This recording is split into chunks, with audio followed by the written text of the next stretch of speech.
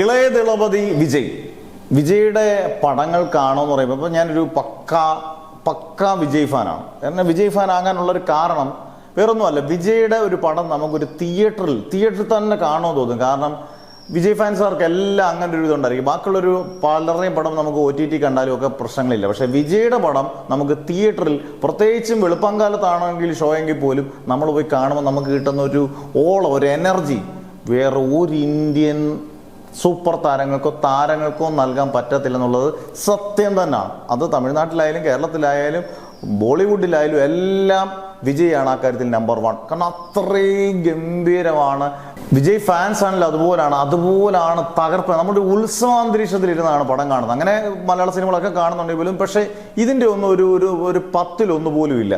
കാരണം ഇപ്പം ഞെട്ടിക്കുന്ന കളക്ഷനാണ് വരുന്നത്. ഈ ജനനായകൻ എന്ന് പറഞ്ഞ വിജയുടെ ലേറ്റസ്റ്റ് ഇറങ്ങിയ സിനിമ സമ്മിശ്ര അഭിപ്രായങ്ങളും ഒക്കെ ഉണ്ടെങ്കിൽ പോലും ഈ സിനിമ ജനുവരി 8-ാം തീയതി റിലീസ് ചെയ്യാനിരുന്ന സിനിമയാണ്. എല്ലായിടത്തും വലിയ ഹോൾഡിംഗ് ഒക്കെ വന്നു. പക്ഷെ അത് മാറ്റി രാഷ്ട്രീയ പ്രേരിതമായ ഒരുപാട് സംഭവങ്ങൾ അരങ്ങേറി.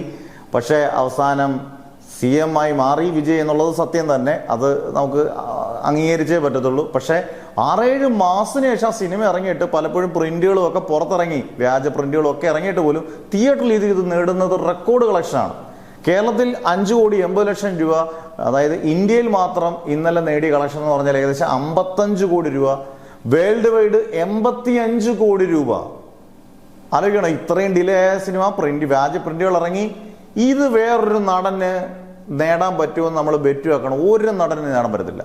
കാരണം അത് വിജയ്ക്ക് സ്വന്തമാണ്. വിജയുടെ പടം കാണാൻ വിജയുടെ ആരാധകർ മാത്രം മതി എന്നുള്ളതാണ് നമുക്ക് തോന്നുന്നത്. കാരണം എന്തായാലും കുറച്ച് പാട്ടും നല്ല കുറച്ച് ആക്ഷൻ സീക്വൻസുകളും ഒക്കെ ഉണ്ടെങ്കിൽ നമ്മൾ വേറെ ഒന്നും വിജയുടെ പടത്തിന് ആലോചിക്കേണ്ട. അഭിനയം ഭയങ്കര സാധ്യതയുള്ള സിനിമകളൊന്നും അല്ലല്ലോ.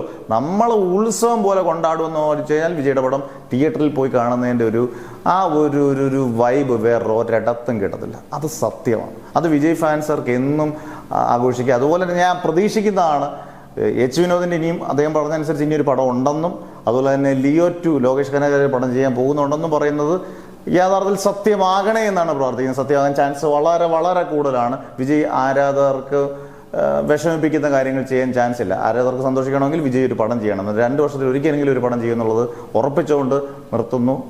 ഓക്കെ.